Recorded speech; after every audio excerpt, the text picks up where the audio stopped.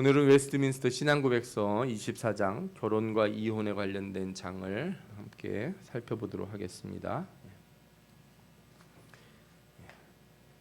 결혼과 이혼, 얼마 어저께인가요? 그저께인가 미국 대통령이 취임을 했는데 특별한 어떤 서명을 하나 하더라고요. 뭔가 그랬더니 미국에는 이제 성이 남자와 여자만 있다는 거예요. 당연히 남자하고 여자만 있지 뭐가 더 있나 그랬는데 요즘 뭐 우리나라에도 약간 그런 경향이 있다고 그러는데 미국이나 이 서양 사회에는 남자 여자 말고 남자도 아니고 여자도 아니고 아니면 여자에서 남자가 되거나 남자에서 여자가 되거나 하는 막 이런 아주 복잡한 일들이 막 벌어지고 있나 봐요. 그래서 대통령이 이제 우리나라에는 남자하고 여자밖에 없다 이렇게 딱 선언을 했다는 겁니다. 참 이런 시대가 되나 하는 생각이 들어요. 그런 것도 한번 잘 생각해 보면서 오늘 우리가 웨스트민스터 신앙고백서를 한번 24장 결혼과 이혼에 대한 문제들을 살펴보도록 하겠습니다. 먼저 결혼의 주체 이렇게 제가 부제목을 붙였는데 1절을 읽어보면 결혼은 한 남자와 한 여자 사이에 이루어져야 한다. 뭐 너무나 당연한 얘기인데 뭐 당시에는 뭐 남자 결혼한다든가 여자 결혼한다는 거는 뭐 생각도 못했던 일이고요. 그거보다는 이제 남자이든 한 명 이상 어떠한 남자이든 한 명 이상의 아내를 두는 것은 정당하지 않으며 또한 어떤 여자이든 한 명 이상의 남편을 동시에 두는 것은 정당하지 않다. 이게 이제 소위 말해서 일부 다처제 뭐 이런 거 안 된다 이런 거죠. 그 미국에 주로 있는 우리나라에도 뭐 포교 활동을 하는 것 같은데 몰몬교 신자들 이 사람들은 이제 남편 한 명에 아내를 4명 이렇게 둘 수 있다고 생각을 한다는 거예요. 제가 이제 애들 물어봤더니 왜 그러냐 그랬더니 그 야곱이 부인이 4 있었잖아요. 그걸 따르는 것 같아요. 야곱이 부인이 4이라고 하는 거를 참 별걸 다 유리한 대로 따르는지 모르겠어요. 한 사람이 있던 그 이삭을 따라서 한 명만 하지 뭐 굳이 또 야곱을 따라서 왜 4이라고 정했는지는 잘 모르겠는데 비슷한 이유로 그 이슬람도 이렇게 4명의 부인을 둘 수 있다 이런 얘기가 있어요. 그런데 제가 보기에는 이거 다 합당하지 않은 거죠. 창세기 2장 24절 보면 이러므로 남자가 부모를 떠나 그의 아내와 합하여 둘이 한 몸을 이룰지니라 그랬어요. 둘이 한 몸이지 셋이나 넷이 한 몸은 아닌 거죠. 그래서 이 부분을 명확하게 이제 선언을 한 거고 2절을 보면 결혼은 남편과 아내가 서로 돕도록 제정되었다. 참 중요한 말입니다. 서로 돕는 관계다 이거죠. 한 사람은 누리고 한 사람은 이렇게 희생하는 관계가 아니고 서로 어떻다고요? 서로 돕는 관계다. 또한 합법적인 자손들을 통하여 인류가 번성하고 경건한 종자를 통하여 교회가 번성하고 부정을 막기 위하여 제정된 것이다. 창세기 2장 18절에도 보면 뭐라고 나옵니까? 돕는 배필을 지으리라 이랬어요. 돕는 배필. 그렇죠? 또 말라기서 2장 15절 보면은 경건한 자손을 얻고자 하심이다 이런 말씀이 있어요. 영이 충만하였으나 오직 하나를 만들지 아니하셨느냐. 그 이유가 뭐냐? 왜 아담을 만들고 하와를 만들고 그래서 딱 하나씩만 만들어서 이렇게 결혼을 시켰냐 이거죠. 이는 경건한 자손을 얻기 위함이다 이렇게 말씀을 하고 있는 거죠. 그리고 이제 또 성경에 보면은 음행을 피하기 위해서 아내를 두라 또 절제할 수 없으면 결혼하라 그래서 성경에서는 독신을 그렇게 권장하지 않습니다. 독신을 권장하지 않고 뭐 혼자 사는 거 이거 바람직하지 않다 이렇게 보는 것이 성경의 보편적인 입장이다 이렇게 이해하시는 게 좋겠습니다. 세 번째 절을 같이 볼까요? 결혼에 응할 수 있는 분별력을 가진 사람이면 누구나 결혼할 수 있다. 뭐 당연하겠죠. 결혼할 수 있는 정도의 사고력을 가져야죠. 여기도 또 따지고 들어가면 좀 복잡한 문제들이 있긴 있어요. 어떤 문제가 있냐면 이제 지능이 좀 경계면 이하 있는 사람들이 있어요. 좀 우리가 봤을 때 지능이 좀 많이 낮다고 이렇게 보여지는 사람들 있잖아요. 사회생활하기 조금 어려운 사람들, 누가 돕지 않으면 뭐 유전자 질환으로 그렇게 그런 사람들도 있고. 근데 이런 사람들도 결혼할 수 있느냐 이 문제가 사실은 좀 어려운 문제긴 해요. 누가 계속 도와줘야 되니까. 제가 그런 분들을 봤거든요. 다운 증후군을 가지고 있는 부부 두 사람이 다 같은 거예요. 근데 이게 지능이 좀 낮을 뿐이지 이분들이 뭐 악하거나 나쁜 짓을 하는 사람들이 아니잖아요. 그렇죠? 그래서 그런 관계들을 또 이렇게 뭐라 그럴까요? 긍정적으로 바라보는 사람들도 있고요. 그러나 이게 이제 어떤 예외적인 경우들이니까 우리가 일반화해서 모든 걸 다 할 수는 없겠죠. 특히나 이제 몸이 불편하거나 그런데 옛날에는 그런 경우들이 있었잖아요. 돈이 많으니까 몸이 불편하고 이렇게 결혼 생활을 유지할 수 없는데도 강제로 결혼하는 그죠? 그런 경우들 이런 부분들은 이제 우리가 이제는 이런 시대 우리 현대 사회에서는 그런 것들은 이제 절대로 받아들일 수 없는 것들이죠. 근데 아직도 그런 나라들이 있어요. 일부 나라들은 뭐 아프리카라든지 중동의 어떤 국가들은 아이들 여자 아이들이 일찍 팔려가요.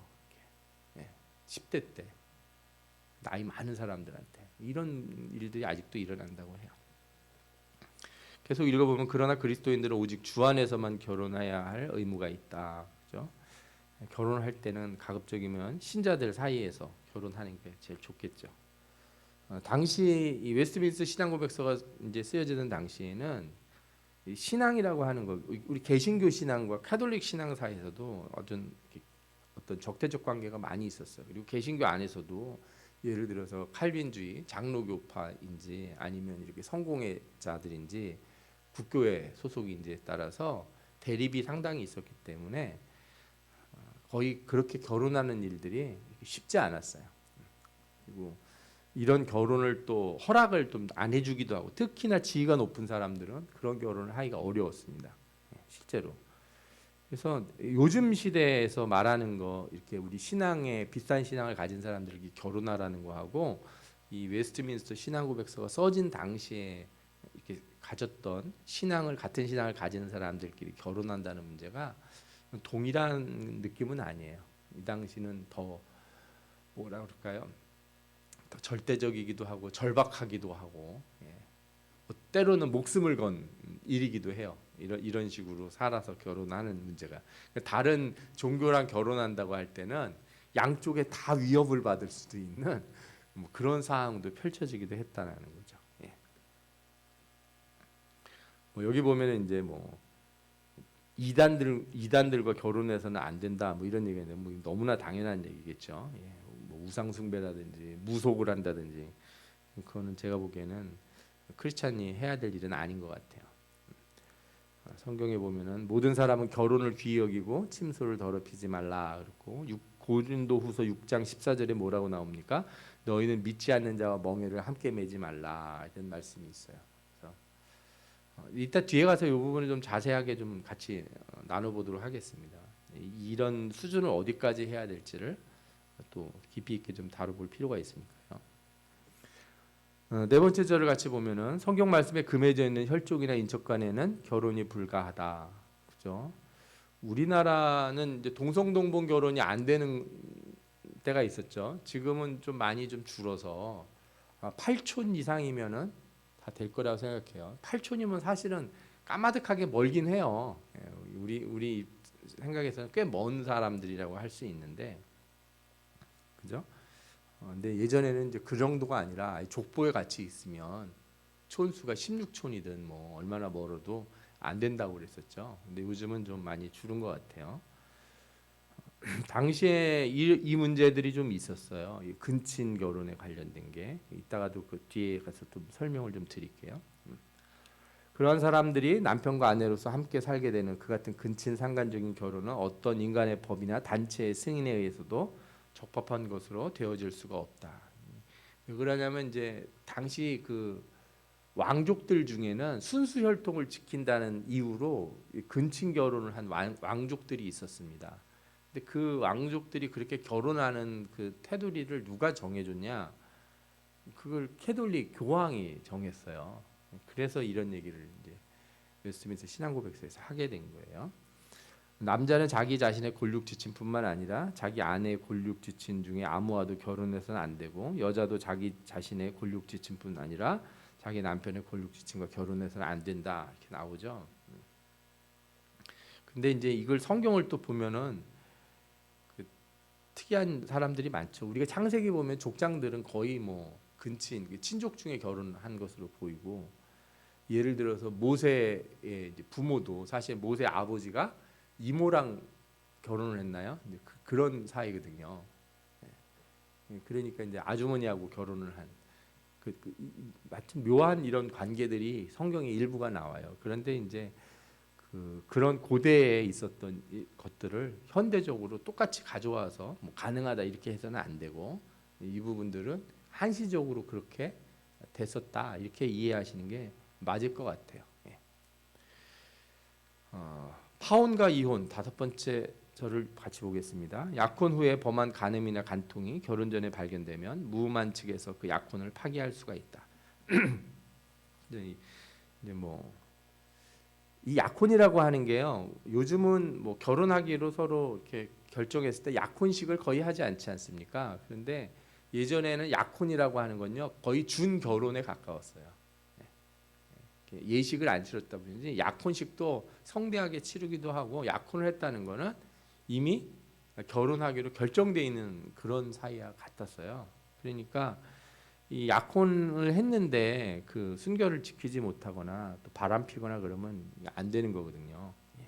그런 게 이제 드러나면은 이제 약혼을 파기할 수 있다 이렇게 얘기한 거죠. 또 결혼한 후에 간음한 경우에는 무음한 측에서 이혼 소송을 하는 것이 적법하며, 이혼한 후에는 범죄한 측이 죽은 경우나 마찬가지이므로 다른 사람과 결혼하는 것이 적법하다. 이혼하면은 이제 다 풀어지는 거니까요. 그러니까 사별과 이혼은 동일하게 봤던 거죠. 그런데 여기서 보면은 마치 뭐 이혼하고 소송해서 이혼하면 된다 이렇게 생각하지만, 이게 다 모든 나라에서 모든 문화에서 다 동일하진 않았어요. 어떤 경우에는 나라의 법으로 이혼하기 이전에 이렇게 사회적인 법으로, 관습법으로 어마어마하게 매장을 당하거나, 특히 여자가 그런 피해를 많이 당했죠. 남자들은 바람을 폈다고 해서 막 돌에 맞는 일은 거의 없죠. 여자들이 그런 걸 많이 당했죠. 여러분들이 아시는 주홍글씨라고 하는 소설이 그런 걸 보여주거든요. 남자한테는 별로 그런 게 없고 여자한테만 이렇게 도덕적인 잣대가 큰 게 상당 기간 오래 지속이 됐었어요. 그래서 이렇게 소송에 상관없이 이 여자 같은 경우에는 상당히 사회적 매장을 당하기 쉬웠고, 이런 소송을 한다거나 하는 경우는 귀족이나 꽤 높은 계층인 경우에나 이렇게 됐다 이렇게 볼 수가 있어요. 마태복음 19장 9절에 보면은 음행한 이유 외에 아내를 버리고 다른 데 장가드는 자는 간음한다 이렇게 얘기했어요. 그래서 뒤에 가서 좀 살필 텐데, 이 결혼 관계라고 하는 건 단순히 그 두 사람이 좋아서 결혼하는 게 아니에요. 그렇게 해서 결혼이 됐다 이렇게 선언할 수 없어요. 이 문제는요 되게 복잡해요. 결혼이라고 하는 거는요 다루는 뭐 논문이나 책들도 엄청 많고, 이 제도가 왜 우리 사회에 그렇게 중요한 제도인지, 그리고 이게 어떤 의미를 갖는지, 그 종교적인 측면 아니어서도 엄청 중요한 면들을 가져서 우리가 이혼이라고 하거나 가정을 깨는 일이 단순하게 그냥 내 감정에 휘둘려서 내가 기분이 나쁘다, 마음이 안 맞는다, 뭐 이런 식으로다가 해서 할 일은 절대 아니라는 거예요. 6절도 같이 보겠습니다. 인간의 마음은 부패한 까닭에 하나님께서 결혼을 통해서 짝지어 주신 사람들을 갈라놓기 위하여 부당하게 이혼 사유를 캐내는 경향이 있지만은, 그렇죠? 뭐 트집을 잡으려면 뭐 온갖 걸 다 잡겠죠. 이 사람들에게 그런 경향이 있다는 거예요. 간음 또는 교회나 세상의 법률에 의해서도 결코 어떻게 할 수 없는 고의적인 별거 외에는 어떠한 것도 이혼을 위한 충분한 사유가 될 수 없다. 요즘은 너무 쉽게 그렇게 하는데 이건 안 되는, 좋지 않은 거죠. 이혼할 때에는 공적인 법적 절차를 밟아야 하며, 관련된 당사자들이 그들 자신의 사건에 의해서 자신의 의견이나 결정에 따라 자의로 처리해서는 안 된다. 자기 마음대로 그냥 난 네 마음에 안 드니까 우리 따로 살아 이런 식으로 해서는 절대 안 된다는 거예요. 신명기 24장 1절에서 4절 보면은 아내를 데리고 와서 이렇게 수치스러운 일이 있으면 이혼 증서를 써서 줘라 하는 모세 율법이 나오죠. 예. 그렇게 이혼을 하는 경우에는 다른 사람이 아내가 될 수 있어요. 그런데 만약에 그 둘째 남편도 미워해서 이혼 증서를 써서 그의 손을 주고 그를 자기 집에서 내보냈다 하면은, 아니면 또 그를 아내로 맞이한 둘째 남편이 죽었다 이렇게 하잖아요. 이 여자는 이미 2번 결혼한 거잖아요. 그 2번 결혼한 여자를 전 남편이 다시 데리고 오면 안 되는 거예요. 제가 이혼을 했는데, 아니 제가 아니죠. 어떤 사람이 이혼을 했는데 이 부인이 이제 이혼한 여자가 딴 남자와 결혼을 한 거예요. 근데 또 이혼을 했어요. 아니면 이 남편이 죽었어요. 사별을 했어.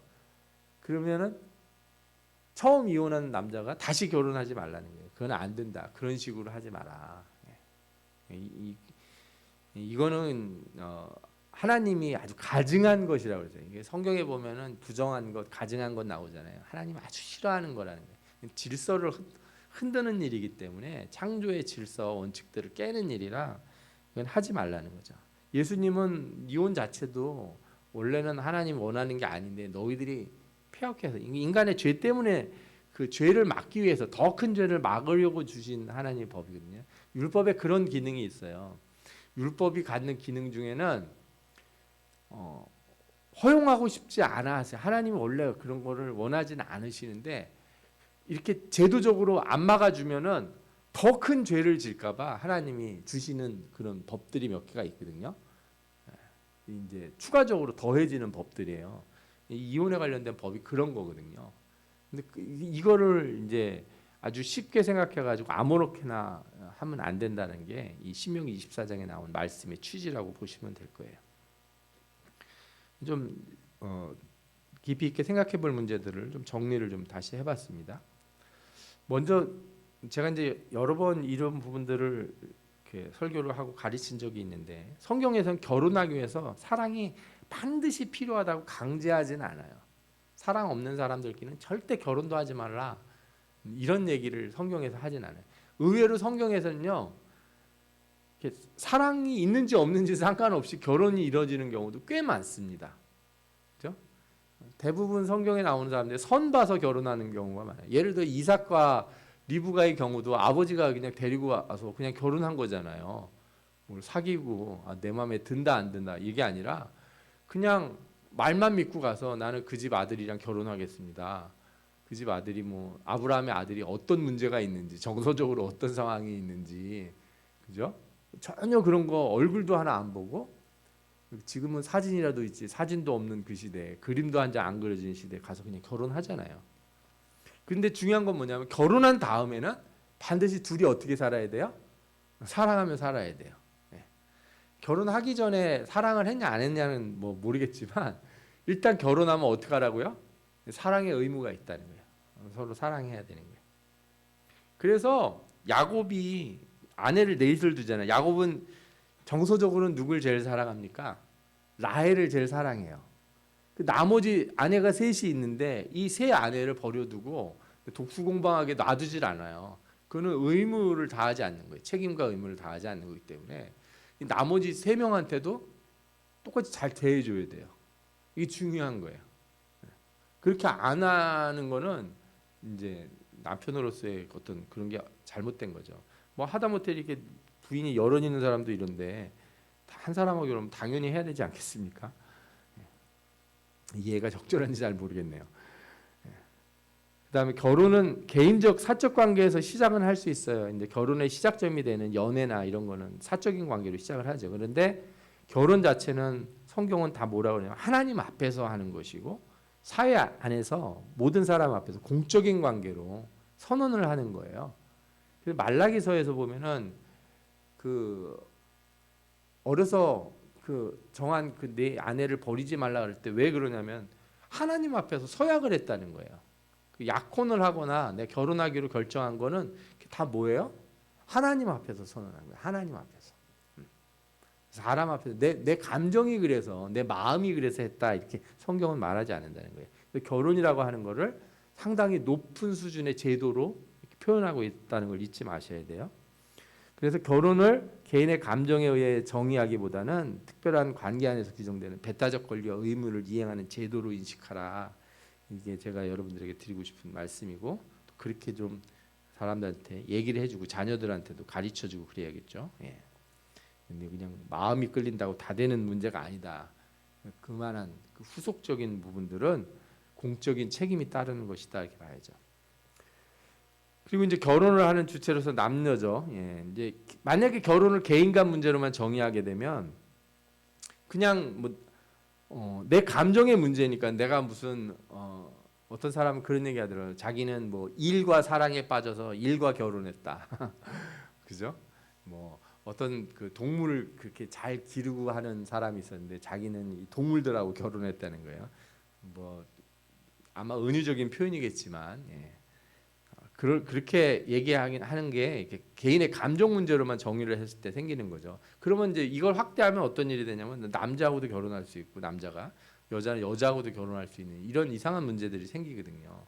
개인간 문제를 정의를 하면 남자가 여자 여러 명하고 결혼하는 것을 왜 국가가 나서서 내가 여러 사람을 좋아한다는데 말려 이렇게 얘기할 수가 있어요. 그래서 이 결혼에 관련된 역사적인 여러 가지들을 조사하는 연구하던 사람들 보면 개인이 이 사적인 관계가 언제적부터 공적 관계로 전환이 됐는가 뭐 이런 것들을 사회학자들이 연구하고 그래요. 생각해 보면 그렇잖아요.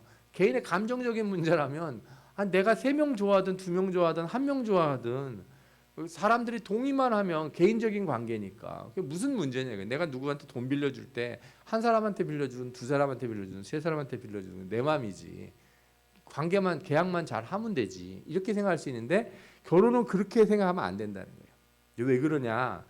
결혼이 하나님이 창조 안에서 세워진 가장 기본적인 질서이기 때문에 그래요. 사람을 만들고 사람 간에 세워놓지 가장 첫 번째 질서가 뭐예요? 남과 여, 결혼이라고 하는 질서라는 거예요. 그리고 이 질서를 통해서만 생육하고 번성하라는 이 명령이자 축복을 이룰 수가 있는 거예요. 생육하고 번성하라는 하나님의 명령이기도 하고 뭐냐? 이거를 이제 원복이라고 부르시는 분들도 있어요. 우리가 이제 창세기 3장에 죄를 저질렀을 때 그걸 원죄라고 부르잖아요. 이 죄를 짓기 이전부터 하나님이 주신 복이 있는데 생육하고 번성하라는 복이자 명령이 있는데 이 복이자 명령은 뭐에 의해서만 이룰 수 있다? 결혼이라고 하는 질서를 통해서만 이룰 수 있다라는 게 하나님이 정하신 거예요. 그러니까 이 질서 체계를 깨는 거는요, 이거는 뭐 단순하지가 않아요. 창조의 질서를 깨는 일이 돼요. 성경적으로 보면 그렇고, 그죠?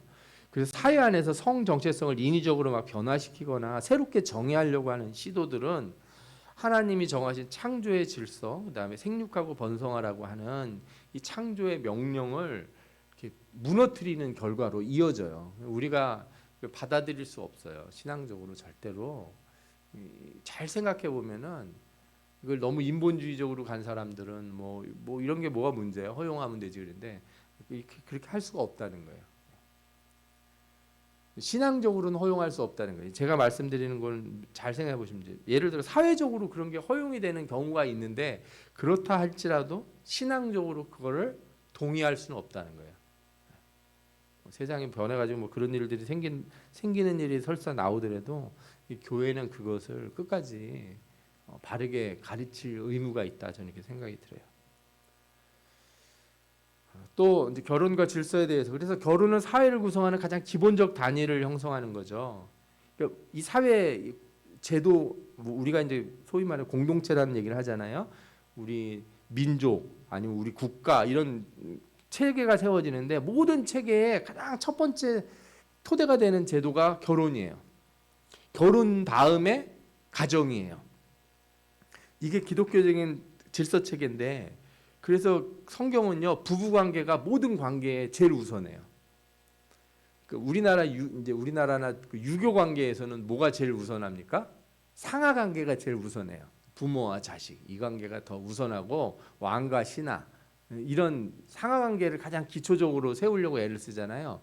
그런데 성경은 부부 관계가 최우선이에요. 모든 관계에서. 그래서 여러분들이 부부 관계가 깨졌는데 상하 관계를 세우려고 하는 것을 성경은 이렇게 적절하다고 생각하지 않아요. 근데 이제 유교적인 사회에 사는 사람들은 이렇게 생각하죠.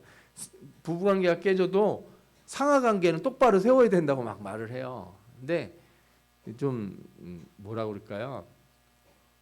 제가 보기에는 그렇게 적절한 것 같지 않아요.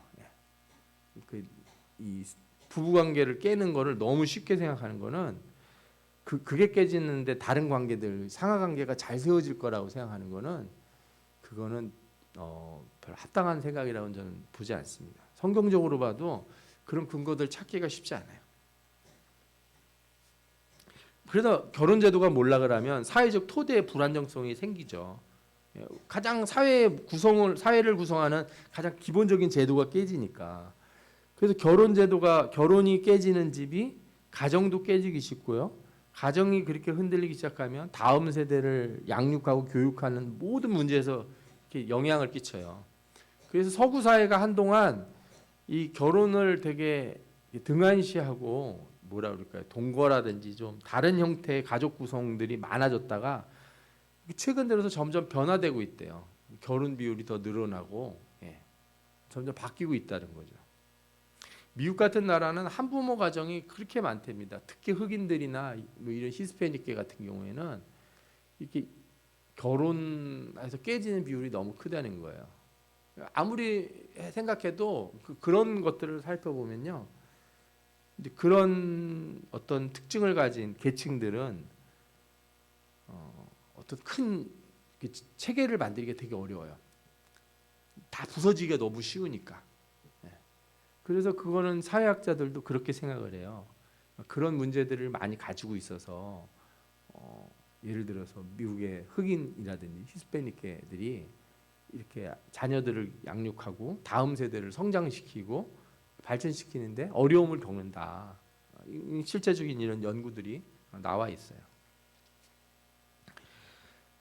자, 이제 이걸 계속 생각해 보면 음행으로 인한 타락이 개인적인 문제로 끝나지 않는다는 거예요. 내가 누구 좋아서 마음에 들어서 내가 뭐 누구를 반해서 내가 잠깐 일탈을 한다. 이게 개인적인 문제로 생각하면 안 돼요. 그 드라마에 그런 게 나오지 않습니까? 사랑이 죄는 아니잖아. 그런데 그렇게 생각하는 가장 근본적인 배경이 뭐예요? 그거를 개인적인 것으로 생각하기 때문에 그래요. 성경은 그렇게 보지 않아요.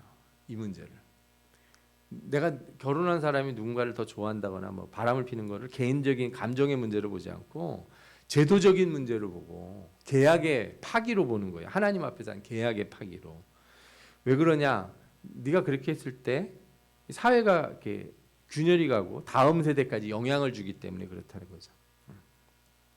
그래서 경건한 혼인과 이를 유지하는 것은 단순히 종교적인 것 이상의 것이에요. 그래서 국가나 사회 질서가 생성되기 위해서 가장 기본적인 윤리적 토대를 이 신앙이 제공을 하고 있는데 이거를 만약에 국가나 사회가 이렇게 등한시한다면은 그 여파가 나중에 크게 오게 마련이에요. 이거를 우리가 어떻게 해서든지 잘 지켜내도록 해야 이 사회나 국가가 건전한 그런 토대를 가질 수 있다. 저는 말씀드리고 싶어요. 이런 그 부부관계 해체의 가장 큰 어떤 요즘에 뭐 21세기에 들은 변화, 20세기의 변화들을 보면요, 포스트 모더니즘이라는 걸 우리가 생각할 수 있어요. 포스트 모더니즘의 사고에는 기본적으로 마르크스주의적인 사고가 깔려 있거든요. 이건 요거만 설명하기면 또 한참 걸리는데 그냥 이렇게 이해하시면 좋아요. 이 사람들은 뭐라고 생각하냐면요, 사회에서의 모든 관계를 권력적 투쟁의 관계로 봐요. 그러니까 부부 관계에서도 뭐로 봐요? 한쪽은 지배, 한쪽은 피지배로 보는 거예요. 남편이 아내를 지배한다. 그러니까 아내들은 어떻게 해야 돼요? 싸워야 되는 거예요. 여성들이요, 가정에서 이 쟁취하라, 권력을 쟁취하라, 막 이러는 거죠. 그러니까 이 사람들의 시각이 그래요. 투쟁적인 시각. 그래서 현대 사회에서 결혼의 무용론이라든지 가족 해체를 가속화하는 데는 이 포스트 모더니즘 사고가 아주 깊이 깔려 있어요. 근데 물론 이제 남자들이 잘못한 면이 있죠. 역사적으로 보면은 사회적으로 남자들이 가지고 있는 어떤 특별한 능력들, 여자보다 물리적인 힘이 좀 더 세다라든가 뭐 이런 권한들을 너무 남용해서 오랫동안 살아온 건 사실이에요. 그거에 대해서는 이제 다 반성해야 될 면이 없잖아 있죠. 그러나 원래 원래 결혼이라고 하는 관계에서는 아까 성경에서 보셨던 것처럼 서로 돕는 관계로 하나님이 정리를 하셨잖아요. 돕는 관계는 이렇게 역할과 책임을 지배력으로 여기지 않는다는 거예요. 그러니까 내가 돈을 벌어왔으니까 내가 더 권한이 있다. 내가 어떤 일을 하기 때문에 더 능력이 있고 내가 지시할 어떤 저기가 있다. 뭐 머리가 돼야 된다. 이렇게 생각하지 않는다는 거예요. 반대로 희생과 헌신도 피지배로 여기지 않는 거죠. 무슨 얘기냐면 사랑 안에서는 기계적 평등이라는 게 원래 없는 거거든요. 사랑하는 사이에서는 이 저울이요 이렇게 평행할 수가 없어요. 두 사람이 사랑하는데 우리는 서로 사랑하고 똑같이 사랑하기 때문에 저울이 평행하다 이럴 수 없어요. 한쪽이 더 많이 사랑하고 한쪽이 덜 사랑하게 돼 있어요. 이건 어쩔 수가 없어요. 그러면 더 많이 사랑하는 사람이 왜 내가 더 많이 해야 돼? 그러면서 자기 사랑을 이렇게 덜어내면 어떻게 돼요?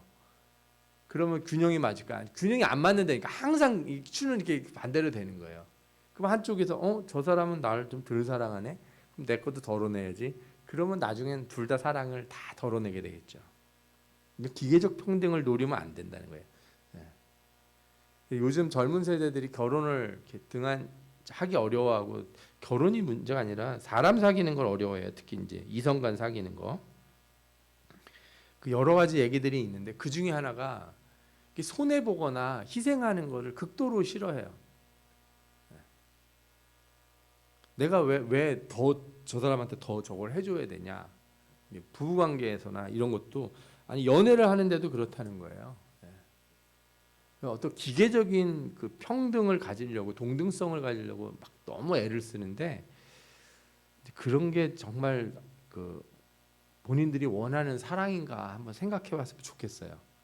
성경이 그런 거를 우리가 지향해야 될 사랑이라고 얘기하지 않는다는 거죠. 하나님이 우리를 사랑하실 때 하나님이 사랑하시는 게 내가 이 정도 사랑했으니까 너도 이 정도는 해야지 이렇게 얘기하시지 않는다는 걸 잘 생각해 보세요. 하나님의 사랑은 너무 무한해가지고 우리가 어떻게 할 수가 없어요. 항상 모자라요. 그죠? 항상 우리는 부족하죠. 그러니까 그런 관계를 내가 너희를 사랑한 것처럼 너희도 서로 사랑하라 그랬으니까 그런 형태의 사랑을 하는 관계로 결혼도 유지해야 된다. 그래야 참된 질서가 만들어지지. 그렇지 않고 기계적 평등을 추구한다든지 누가 더 이렇게 권력을 더 갖는 식으로 이렇게 생각을 하면은 결코 좋지 않다는 걸 말씀드리고 싶어요. 앞서 이 근친 결혼 얘기가 잠깐 나왔었는데 제가 사진을 하나 가져왔죠. 저 사람이 합스부르크 왕가 이게 이제 중세 꽤 오랫동안 거의 1900년도까지도 이 합스부르크 왕가가 있었는데 이 왕가가 상당한 문제를 가지고 있었어요. 이 왕가가 왜 저렇게 주걱턱처럼 되냐? 저 근친 결혼의 유전병이에요. 저 집안에 많은 사람들이 죽었어요. 카톨릭 그 교황이 이제 합스부르크 왕가에게 삼촌 아내는 결혼하지 못하도록 했거든요. 삼촌 아내는 사촌 넘어서는 허락을 했는데 사실 사촌 관계에서 한 번 결혼했다고 문제가 생기지는 않는데요. 그런데 저게 빈번하게 일어나면 유전적인 결함이 쌓여가지고 그래서 이 집안에서는 임신을 해도 유산이 많고 이 유전병으로 얼굴도 이상해지고 막 이런 일들이 많았어요. 그러니까 하나님이 이런 것들을 해놓으신 거는 창조의 질서 안에서 해놓은 거죠. 그래서 사람은 어떤 식으로든 그 육체가 가지고 있는 무슨 신성함이 있다고 생각하면 안 돼요. 이렇게 근친 결혼을 한 이유들이 다 그런 거였거든요. 우리나라에도 그 신라가 그랬죠. 신라가 진골, 성골 뭐 이런 게 있었습니다. 골품 제도라고 왕족이 전부 다 이런 근친 결혼을 했어요. 물론 점점 숫자가 줄었죠. 자꾸 죽고 그러니까. 그래서 나중에 이제 골품 제도가 점점 사라지게 됐거든요. 예. 진골들이 이제 없어지죠. 점점. 예. 그렇게 되는 일들이 생기는데 이거는 뭐 창조 질서에 어긋나고 유전적으로도 그렇고 이미 다 밝혀진 바기 때문에 그러면 고대에 있었던 일은 어떤 거냐? 반복적으로 일어나지 않았다고 보는 게 맞아요. 반복적으로 일어나지 않았다. 일시적이었다. 이렇게 이해하는 것이 합당하다 저는 이렇게 생각이 들어요. 하여튼 이 웨스트민스터 신앙고백서 써지던 당시에 이런 왕가가 활동을 했었기 때문에, 그리고 그래서 이 왕가가 나중에는요 이렇게 근친 결혼을 좀 많이 했던 쪽들은 다 죽고 오스트리아 쪽에 있던 왕가는 오래 남았는데, 왜 그랬냐면 이제 다른 가문들하고 결혼을 많이 해서 유지가 됐어요. 그렇지 않았던 쪽들은 이제 스페인 왕가 쪽이나 이런 쪽은 다 망가져서 이제 망했죠. 그리고 신자와 비신자의 결혼, 아까도 말씀드린 것처럼 개인 감정을 넘어서 가족과 가문, 사회적 연결을 만들어내는 거잖아요. 그래서 이 또 신앙 문제는 개인 감정을 넘어서 영적인 문제에도 포함되어 있다는 걸 아셔야 돼요. 우리가 두 몸이 하나가 된다는 건 육체적인 결합만 의미하는 게 아니라 영적인 것도 포함돼요. 영적으로 연결이 된다는 것들. 그래서 종교적 갈등이 있는 관계에서 결혼이라는 거는 선교적 사명이라고 하는 게 있다는 걸 인식하기 전에는 좀 고려해 보셔야 돼요. 무슨 얘기냐? 나는 선교사로 내가 저 집안에 들어가겠다. 내가 저 남자와 결혼하겠다. 저 여자와 결혼하겠다 하는 어떤 선교적 사명의 인식을 해서 결혼하는 거라면 저는 뭐 이렇게 결혼하시라 이렇게 말씀드리고 싶어요. 그런데 그런 정도의 각오도 없고 준비도 없으면요, 이렇게 신앙은 뭐라 그럴까요? 하향평준화예요. 항상 예수 믿는 사람들끼리 결혼해도, 예를 들어 여자가 예수를 잘 믿고 남자가 예수를 잘 못 믿잖아요. 그러면 신앙이 어떻게 돼요? 하향평준화해요. 신앙이 좋은 사람을 따라서 한쪽 사람이 올라가는 게 아니라 반대가 되는 경우가 훨씬 더 많아요. 하물며 안 믿는 사람과 결혼하면 어떻게 되겠습니까? 안 믿는 사람을 따라가는 경우가 훨씬 더 많다는 거예요. 그래서 이렇게 선교적인 사명을 인식하고 영적인 충돌이 있을 것이다. 내가 이걸 충분히 견뎌내고 싸우고 이길 것이다. 이런 결단을 가지고 하는 게 적절한 것 같아요.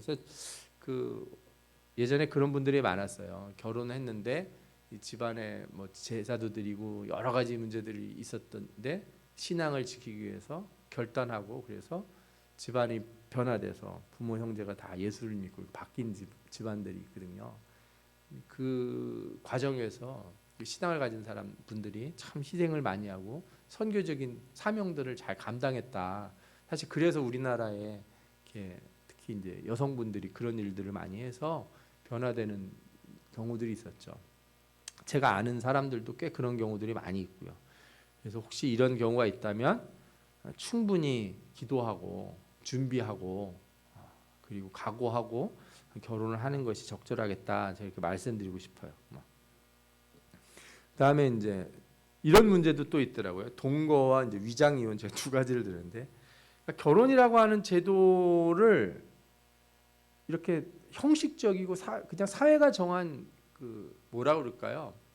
사회가 정한 형식적 제도라고 인식하는 거죠. 그거는 그냥 관습이고 내가 좋으면 하는 거지. 앞서 말씀드린 것처럼 개인적 관계로만 인식하는 사람들, 그렇게 정의하는 사람들은요, 결혼과 동거를 차이를 별로 두려고 하지 않아요.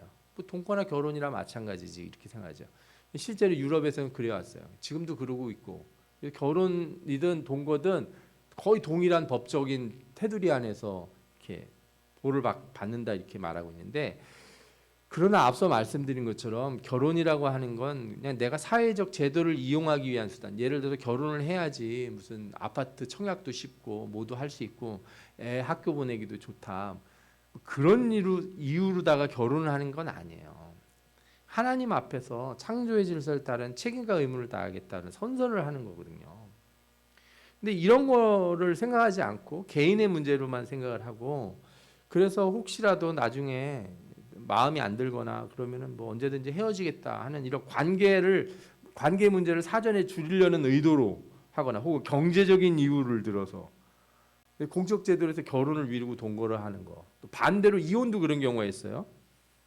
이혼을 하는데 어떤 이혼에 합당한 사유가 없는 거죠. 아까 말씀드린 것처럼 무슨 외도라든지 이런 음행의 사유가 없이 경제적인 이유로 나이 들어서 그런 분들이 있는 거예요. 뭐 재산 물려주고 연금 받고 뭐 이런 거 있는데 이혼을 하는 게 훨씬 더 세금을 절약할 수 있다. 참 별하별 희한한 이유로 그렇게 하는데 이거는 옳지 않은 거예요.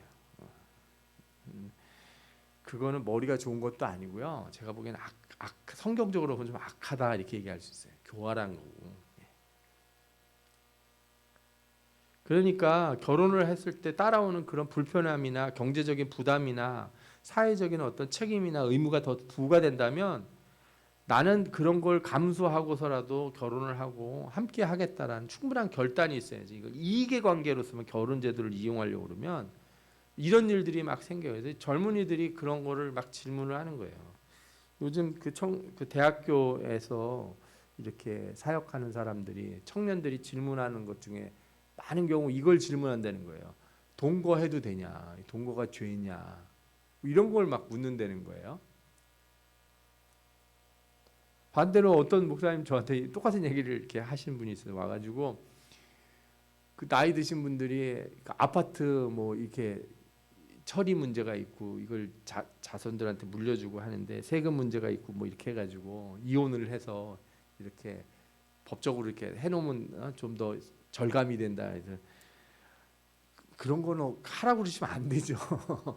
그죠? 예. 그러면 절대 안 된다는 거죠. 그런 식으로 하지 말아라. 예. 이런 거를 그렇게 이용하려고 하는 거는 적절하지 않다. 이게 우리 신앙의 바른 태도라고 저는 생각이 듭니다. 마지막으로 이혼 이후의 관계인데 현실적으로 이제 이혼이 증가하죠. 예. 뭐 우리 주변에서 살펴봐도 이렇게 한부모 가정들도 많고 이렇게 물론 다양한 형태의 이유가 있어요. 그런데 이런 경우에는 이렇게 이제 부부가 헤어져서 새로운 가정들을 만들었어요. 그럼 가정이 두 개가 생기는 게 아니고요. 사실상 세 개가 생겨요. 왜냐하면 이 남자가 다시 재혼을 해서 생긴 가정과 여자가 재혼해서 생긴 가정과 그 다음에 원래 있던 자녀를 교집합으로 둔 가정이라고 그 가상의 가정이 원래 있는 거예요. 이 가상의 가정은 부부가 이혼을 했다고 해서 깨지는 관계가 아니에요. 예. 엄마 아빠가 따로 결혼을 했어도 그래서 자녀가 엄마를 따라가든 아빠를 따라가든 이 자녀에게 엄마 아빠는 원래 누구예요? 이혼하기 전 두 사람이잖아요. 그러니까 물리적으로는 가정이 하나가 두 개가 된 것처럼 보이지만 실제로는 세 개의 가정이 생겨요. 그러면 이 가상의 가정 원래 있었다가 깨졌던 그 가정을 어떻게 해야 되냐? 이게 이혼한 사람들이 책임을 다하고 이 가정을 잘 유지하려고 했어야 돼. 이게 되게 어려운 문제라고요. 아니 나는 이혼해서 나는 저 사람 쳐다도 보기 싫은데 왜 그거를 유지하려는 말을 하냐 이렇게 물어보실 수가 있는데 뭘 유지하라는 거예요? 어쨌든 두 사람이 결혼해서 자녀를 낳았잖아요.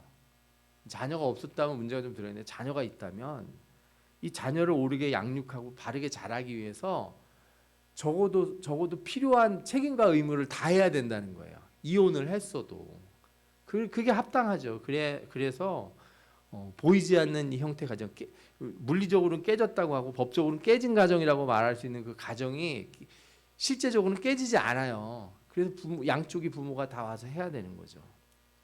이게 좀 안 돼가지고 아이들이 참 곤란을 겪는 경우도 많아요.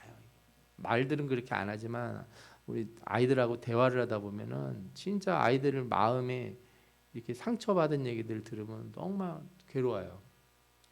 어느 날 주일학교 한 아이가 꿈에 자기 동생이 나왔다는 거예요. 그래서 동생 뭐 좋은 거 해주고 뭐 사주고 같이 놀다가 꿈에 깨서 막 울었다는 거예요. 왜 그러냐?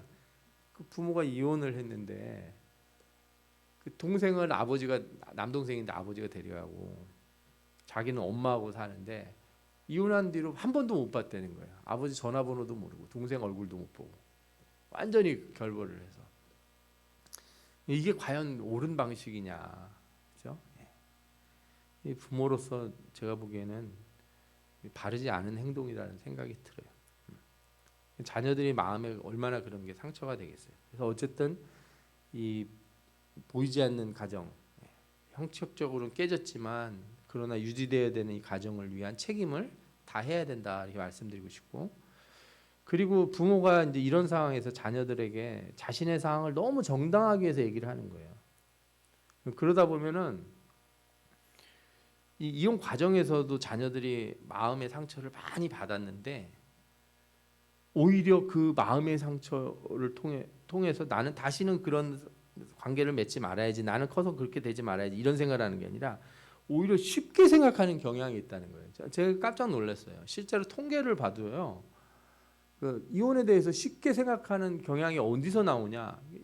그 집안에서 그렇게 이혼한 사람들이 많을 때 그 다음 세대도 그런 생각을 너무 쉽게 품는다는 거예요. 그러니까 이거 조심해야 되거든요.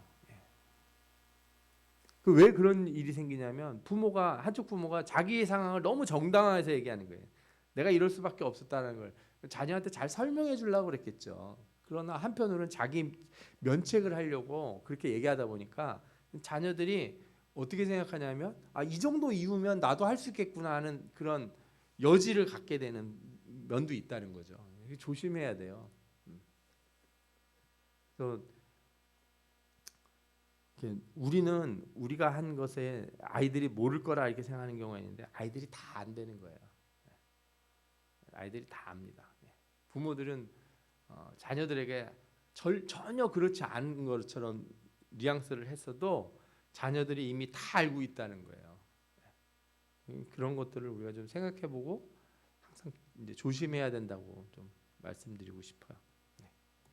자, 이제 정리를 해보겠습니다. 하여튼 결혼이라고 하는 건 창조의 질서를 담은 가장 기본적인 사회 제도고, 결혼은 개인 감정을 넘어서 하나님과 사람 앞에서, 사회 앞에서 책임과 의무를 다하겠다는 선언이에요.